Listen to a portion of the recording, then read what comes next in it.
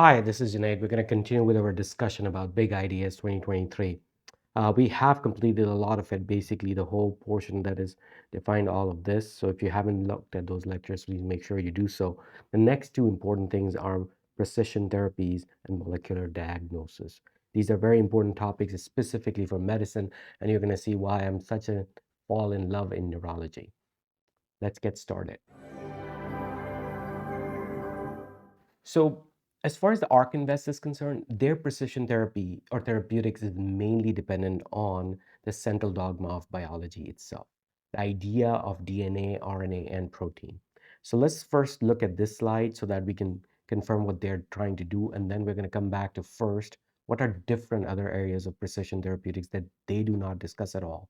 And very, very important. And the second important thing is to understand if this is the only way that we can get precision therapeutics. So one of the things that we understand from biology is that the DNA encodes RNA, correct? And that RNA encodes a protein. And of course, within the protein itself, there's a huge issue of folding itself. We'll talk about that in a minute.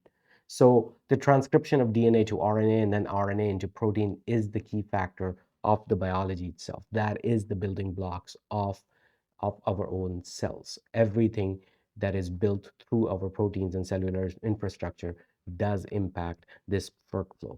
So the idea is that either you can intervene at the level of DNA, either at the level of RNA, or at the level of protein.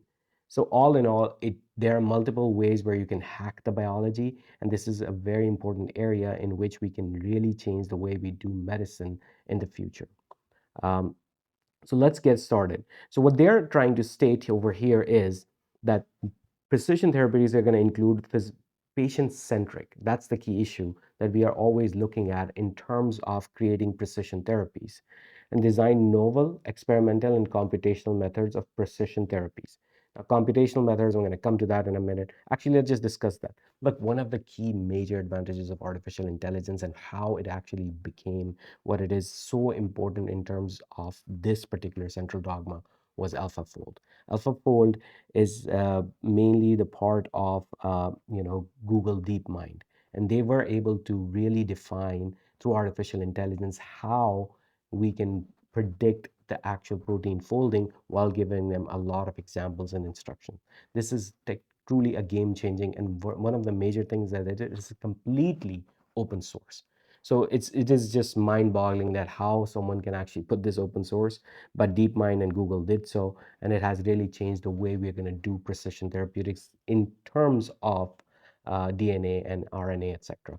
One of the things they talk about when they're talking about DNA and RNA is CRISPR gene editing. We have seen some of them, therapies actually FDA approved in this situation. We're looking at increased, multiomics approach and mechanism of action spanning all three stages. So we are looking at therapies that are going to go all the way. And they expect, and that's something that they are talking about, investor part is 29% of annual return of 500 billion. Honestly, I think this is a low number for 2022, but 3 trillion in 2023 is definitely that we are going to look at it if these therapies are going to show. Again, there's a big if. This is something that goes with every disruptive innovation that sometimes we overestimate, sometimes we underestimate, but it is what it is. And one of the key things that we have to understand is that we're going to see this constantly going forward as part and parcel of our therapies.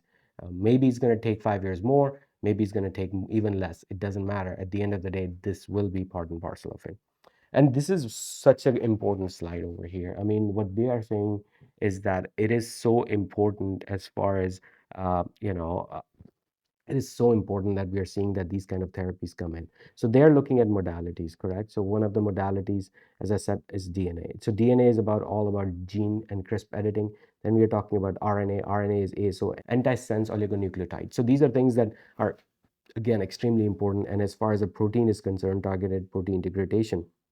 All of these can go into innovation precision therapies, more importantly, doing rare disorders, fewer off-target effects, et cetera, and biomarkers. One of the key things that you're going to understand is that we are always looking at cardiovascular, of course, but you're going to see that neurological diseases and cancer are part and parcel of these therapies more so than anything else.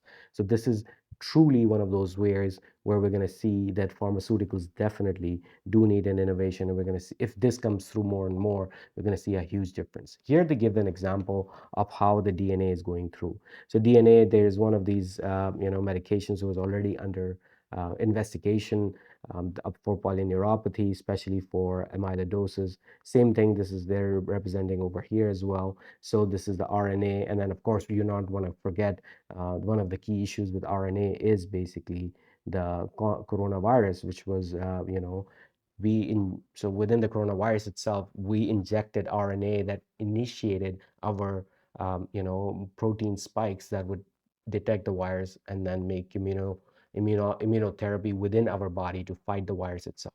So clearly, we're seeing that these kind of things are constantly being done. With one of the first vaccines that is built via RNA is now part and parcel of our arsenal. And of course, if you look at protein targeted degradations, we're going to see a lot of medications that are going to do.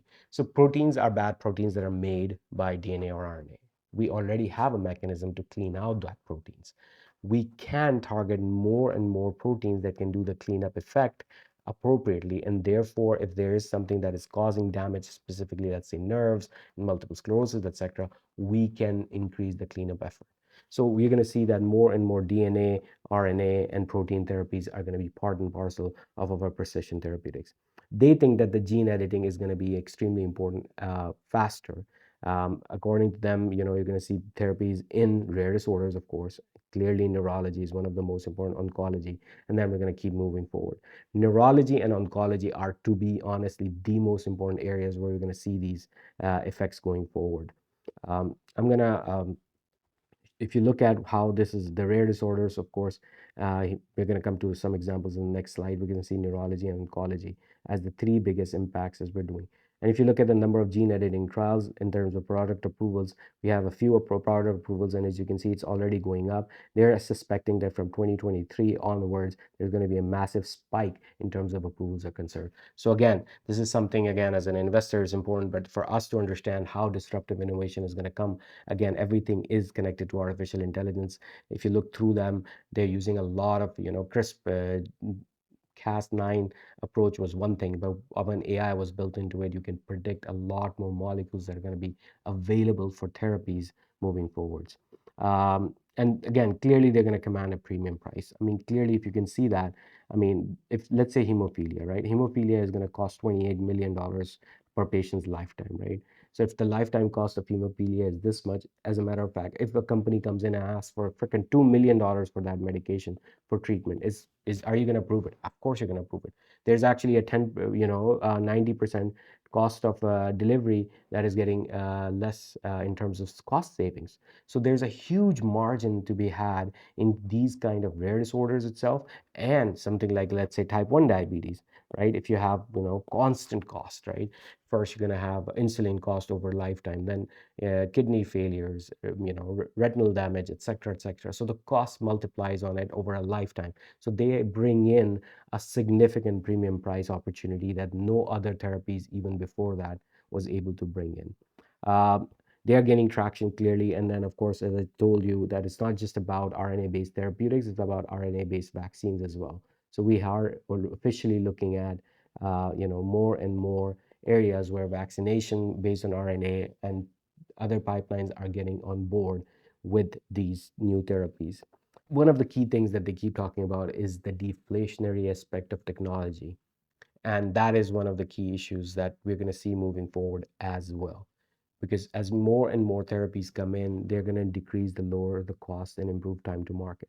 Because it is always this hump, especially with medicine, the hump is always FDA approval. When one thing that gets FDA approved, then the second process becomes easier, the third one even easier, and then eventually there's a flood of things that are going to continue to come in. Again, for us, it is much about regulation as well as of course, the actual therapy itself. So the cost of clinical development of clinical for any development is going to go from 200 million to all the way down when you're going to do RNA-based therapies. And we can see that this was jump started by the US government with the corona vaccination itself. TDDP, it is already in actually use. We're going to see that we're talking about the protein right now. And then the first TPP complex structure was actually in 2018. We're seeing a lot of trials that are coming in within the phases as well. And we're going to see that licensing deals are being made constantly. So clearly, TPDs are a big target and a big investment opportunity according to ARK Invest because they talk more about investment than I do. Potential of therapeutic modalities are huge because TPDs are actually more iterative mechanism of action, so they can be iteratively better. Potentials for ungraded, undruggable proteins. So that's another area where we can actually use proteins as part of the drugs. Oral bioavailability is better, etc. So you're going to see that this is one of the ways that has gone to the market earlier already, and then we're going to see continuing to have these therapeutics to be more precise, personalized, and moving forward. Clearly, of course, the whole theme is innovation, and then innovation is the key to actually creating these kind of new therapeutics into the market. One of the things that I wanted to make sure that they understand is that they only look at gene editing, and of course they're an investment company. For truly a personalized medication is concerned, we are looking at a massive opportunity in digital therapeutics. They talk about multiomics in terms of gene, and I talk about multiomics in terms of everything, biometrics data, IoT data, weather data, for God's sakes. All of these different types of data can be combined, and these data, when combined, can produce a significant opportunity in precision medicine and precision therapeutics. We're looking at a whole slew of digital biomarkers going to come forward as we see these digital technologies taking hold as part and parcel of our life. See you next time in this lecture from on molecular cancer diagnosis. Thank you.